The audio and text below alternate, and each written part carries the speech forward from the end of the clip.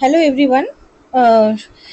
আজকে একটা অন্নপূর্ণা ভান্ডার নিয়ে নতুন একটা আপডেট নিয়ে এলাম। নতুন প্রত্যেকদিন আমাদের সকালবেলাতে উঠতেই আমরা দেখতে পাই যে নতুন নতুন আপডেট আসছে, কারা পাবে কারা পাবে না। এটা একটা নতুন সংযোজন আবার শুরু হয়েছে।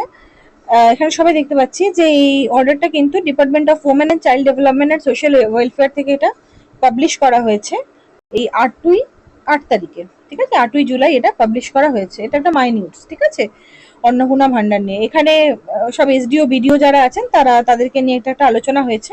তো এখানে যেগুলো মেন যেটা সমস্যা সেটা আমি একটু তুলে ধরছি। ঠিক আছে, যেমন এখানে কারা কারা পাবেন আর কারা কারা পাবেন না। একটা ভালো তথ্য যে এডিট অপশন আসছে যেখানে মাইনার চেঞ্জ গুলো কিন্তু করা যাবে। ঠিক আছে, এবার এখানেও কিন্তু নিজে করা যাবে নাকি মিউনিসিপ্যালিটি বা ওরা অফিসিয়াল ওরা ইউজ করতে পারবে সেটা এখনো কিন্তু বোঝা যাচ্ছে না। তবে মাইনার যে চেঞ্জ গুলো সেগুলো কিন্তু করে নেওয়া যাবে। যদি কেউ ভুল করে থাকেন তারা কিন্তু একবার অফিসিয়ালি এবার যোগাযোগও করতে পারেন। আর যে পোর্টালে যদি দিয়ে দেয় এডিট অপশন তাহলে তো খুব ভালো জিনিস, যে ঘরে বসে আপনারা চেঞ্জ করতে পারবেন। নেক্সট যেটা আছে সেটা হচ্ছে এইখানে সেটা বলা আছে যে AWW, তারপর আশা কর্মী যারা আছেন, সিভিক ভলেন্টিয়ার্স, প্যারা টিচার, ঠিক আছে, এনারা will be eligible for Annapurna Yojana. এরা এলিজেবল অন্নপূর্ণা যোজনার জন্য, কিন্তু যেহেতু তারা গভর্নমেন্ট সেক্টরের সঙ্গে জড়িত আছে অ্যান্ড রিসিভিং অনোরিয়াম বা রেমিউনারেশন অন মান্থলি বেসিসে তারা পেয়ে থাকেন, তার জন্য তাদেরকে এখন অ্যাপ্রুভ করা হচ্ছে না।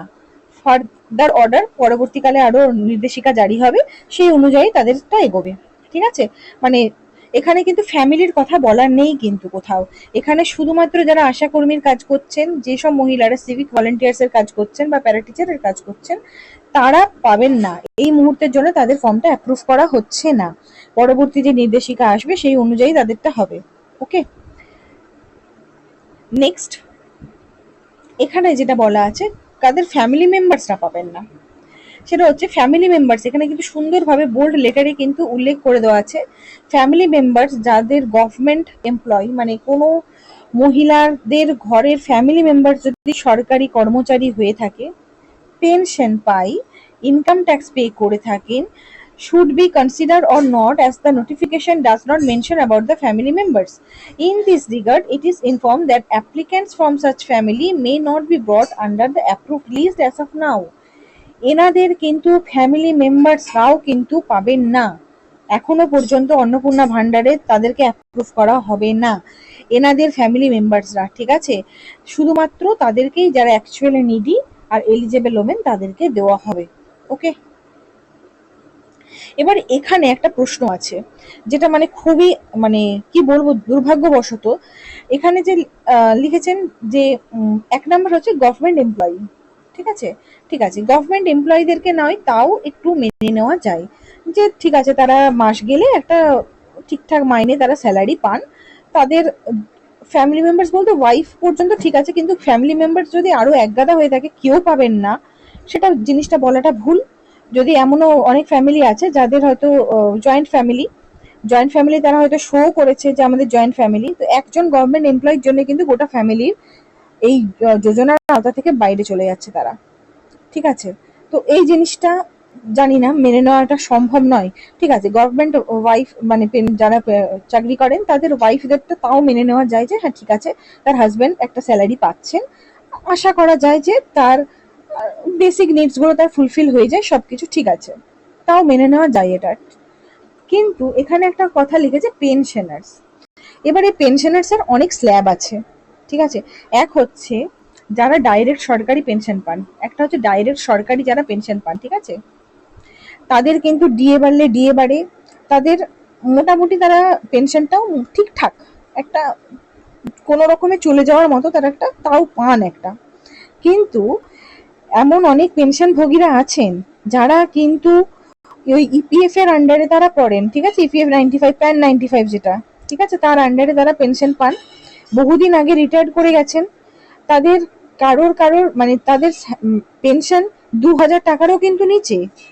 তাদের মান্থলি তারা যে পান সেটা হচ্ছে 2000 টাকার নিচে। কেউ কেউ এমনও আছে মাসে তারা 765 টাকা পেনশন পান তারা। ঠিক আছে, তো এরকম ফ্যামিলি যদি এই পেনশনের আন্ডারে যদি তাদেরকেও যদি ইনক্লুড করা হয়, তাহলে ধরে নেওয়া যেতে পারে কি যে সরকার তার মানে যাদের 2000 টাকার নিচে যারা অমনি পেনশন পাচ্ছে, তাদের গোটা ফ্যামিলিটা তার মানে বঞ্চিত হচ্ছে। তারা সততার জন্য তারা ওখানে পেনশনের জায়গা থেকে তারা টিকমার্ক মেরেছে যে হ্যাঁ আমরা পেনশন পাই, তারা সেটা সততা দেখিয়েছে সেই জায়গাতে। কিন্তু এই এই পেনশনটার জন্য তাদের যদি গোটা ফ্যামিলিকে বঞ্চিত হতে হয়, জাস্ট কিছু বলার নেই এই জায়গাটা। মাননীয় মুখ্যমন্ত্রীকে অনুরোধ করা হচ্ছে যেন এই জিনিসটা যেন একটু দেখেন অন্তত। কারণ সবাই আমরা জানি যে মাস গেলে 2000 টাকায় তাদের ফ্যামিলি কি সংসার চলে? কোনোভাবেই চলতে পারে না। একটা অসম্ভব এই চলাটা। যারা প্রাইভেট সেক্টরে কাজ করে, আমি খুব মিনিমাম ধরে নিচ্ছি তারা 15-20 হাজার টাকা তো রোজগার করেন। তো যারা বিজনেস করছে তাদের হয়তো অনেকে নথিই দিচ্ছে না, তাদের তো ভালো তারা ইনকাম করছেন, তাহলে তাদেরকেও কেন ওই আওতায় আনা হচ্ছে? তাহলে তো কেউ পাওয়ার যোগ্য হচ্ছে না। তো এই পেনশন ভোগী যারা আছেন, এই ধরনের পেনশন ভোগী, তো দয়া করে স্ল্যাব বেসিসে হয় করুন, নাহলে এই পেনশন এদেরকে অন্তত ওইখান থেকে ওই আওতা থেকে বাদ রাখুন। যারা পেনশন পাচ্ছে তারা যে বিশাল পেনশন পাচ্ছে সেটা নয়, হ্যাঁ যদি সেরকম হয় সেটা প্রপার এনকোয়ারি করুন যে তারা পেনশনও যে পাচ্ছে সেটা পেনশন কত পাচ্ছে। এমন অনেক আছে যারা এমন সরকারি চাকরি করতো, তাদের পেনশনও যথেষ্ট ভালো, হয়তো তারা পেনশন পায় মাস গেলে 40-50 হাজার টাকা পেনশন পায়, এরকমও আছে। তাদেরটা নয় তাও একটু মেনে নেওয়া যায় যে হ্যাঁ ঠিক আছে, তাদের ওই 40-50 হাজার টাকা যদি সে পেনশন পায়, তার ফ্যামিলিটা ধরে নেওয়া যেতে পারে যে ওটা চলবে, ঠিক আছে। কিন্তু শ্বশুর পেনশন পায়, তার বৌমা পাবে না, বাবা পেনশন পেলে তার মেয়ে পাবে না, এই জিনিসগুলো জাস্ট কিছু মানে ভাবনা চিন্তার বাইরে এই জিনিসগুলো যদি এভাবে আনা হয়। আর 2000 টাকার নিচে বা 2500 এরকম যারা পেনশন পায় তাদেরকে তো এই আওতাতে আনাটাই উচিত নয়। তাদের মাস গেলে তারা মাত্র ওইটুকুনি পেনশন তারা পায়, সেখানে তাদের ওষুধ খরচা, মানে বয়স্ক মানুষ বলি সে পেনশন পায়, যেখানে তার ওষুধ থেকে শুরু করে তার নিজের হাত খরচাও হয়তো তার চলবে না। সেই জায়গাতে গোটা ফ্যামিলি যদি সেখানে ইনক্লুড হয়ে যায়, গোটা ফ্যামিলি এই প্রকল্প থেকে বঞ্চিত। তো এটা জিনিসটা আমি জানি না এটা কিভাবে সরকার দেখছেন, এটা নিয়ে প্রতিবাদ আমার মনে হয় তোলা উচিত। এই জিনিসটা নিয়ে এইগুলো নিয়ে কিন্তু প্রতিবাদ একান্তই তোলা উচিত। এই জিনিসগুলো নিয়ে যে পেনশন হয়তো পাচ্ছে, কোনো মহিলা পাচ্ছে, সে বাদ যাচ্ছে, ঠিক আছে, তার হাজবেন্ড মারা গেছে, সে হয়তো হাজবেন্ডের ফ্যামিলি পেনশনটা সে মহিলাটি পাচ্ছেন। সে মহিলা যদি অন্নপূর্ণা ভান্ডারের বয়সের মধ্যে থাকে, সে যদি বাদ যায় সেখানে তাও মেনে নেওয়া যায় যে ঠিক আছে সেই মহিলাটি পাচ্ছেন না, কিন্তু সেই মহিলার জন্য তার ঘরে বৌমা পাবে না, মেয়ে পাবে না, কেউ পাবে না, গোটা ফ্যামিলি বঞ্চিত। এই জিনিসটা মেনে নেওয়া কখনোই যায় না, আর এটার প্রতিবাদ হওয়া দরকার। এখন প্রতিবাদের জন্য যেরকম ওই যাদের দোতলা, তিনতলা, চারতলা বাড়ি আছে তাদেরটা বাদ দেওয়া হয়েছে, তো ঠিক আছে, এটাও ভালো সিদ্ধান্ত, কোনো খারাপ সিদ্ধান্ত কিন্তু নয়। তো এই প্রতিবাদ কিন্তু করতে হবে, প্রত্যেককে করা খুব দরকার, এই জিনিসগুলো ঠিক হচ্ছে না। এমনকি এটাও দেখা গেছে যে বাড়িতে ভাড়া থাকি, যে ভাড়াটে সে পাচ্ছে না, ঠিক আছে, যেহেতু সে পেনশনের একটা আওতায় চলে এসছে, এরকম 1-1.5 হাজার টাকার আওতায়, সেই বাড়ির মালিক 4-5টা ভাড়া দিয়েছে, মাস গেলে অন্তত 30-40 হাজার টাকা সে বাড়ির ভাড়া দিয়ে সে পায়। তো তারা তার মানে টাকা তারা তার পাবে, কারণ এখানে তো ওই আওতাগুলো তখন বাদ দিয়ে দেওয়া হয়েছে সবকিছু। তো যে কোনো জিনিস যদি করতেই হয় এরকম এইভাবে লিখে দিয়ে তাদেরকে ওই আন্ডার থেকে বাদ দিয়ে দেওয়া, এই যোজনা থেকে বাদ দিয়ে দেওয়া, এই জিনিসটা একদম ঠিক নয়। তাহলে প্রপার এনকোয়ারি করা হোক যে সে কত টাকা পেনশন পায়, কত কি স্যালারি পায় না পায়, তার পরিবারের কি রকম তার আয়, তার বার্ষিক মানে একটা পরিবারের অ্যানুয়াল ইনকাম কত, সমস্ত দিক বিবেচনা করে তাহলে এদেরকে দেওয়া হোক টাকা। এখানে লিখেছে এলিজেবল নয়, তাহলে যাদের মাস গেলে যাদের ফ্যামিলিতে পেনশনের জন্য 1.5-2 হাজার টাকা পাওয়া ঢুকছে মাত্র, আর তাদের কোনো এক্সট্রা ইনকাম নেই, কোনো কিছু নেই, তাহলে তারা এলিজেবল নয়, তারা তারা যোগ্য কি যোগ্যর মধ্যে পড়ে না তারা। তাদের ফ্যামিলিতে হচ্ছে তার ছেলে আছে, একটা কোনো রকমের একটা ছোটখাটো একটা কাজবাজ করে কোনো রকমের তো চলছে, তা সেই ওইটার জন্য একজন পেনশন হোল্ডারের জন্য তাও আবার ওই কারো 700 টাকা, কারো 1000 টাকা, কারো 1500 টাকা, 2000 টাকা এরকম পেনশন তাদের, তার জন্য গোটা ফ্যামিলি বঞ্চিত। শুধুমাত্র এই যে অন্নপূর্ণা যোজনা সেটার জন্য নয়, সমস্ত প্রকল্প থেকে মানে যে কোনো সরকারি সুবিধা থেকেই এইসব ধরনের জিনিসগুলো করে বাদ দিয়ে দেওয়া হচ্ছে তাদেরকে, এই জিনিসগুলো ঠিক নয় একেবারেই।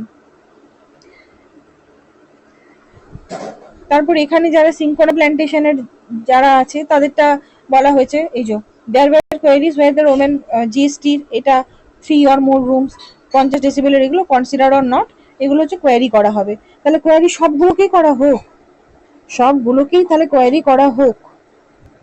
কোয়ারি কেন করা হচ্ছে না?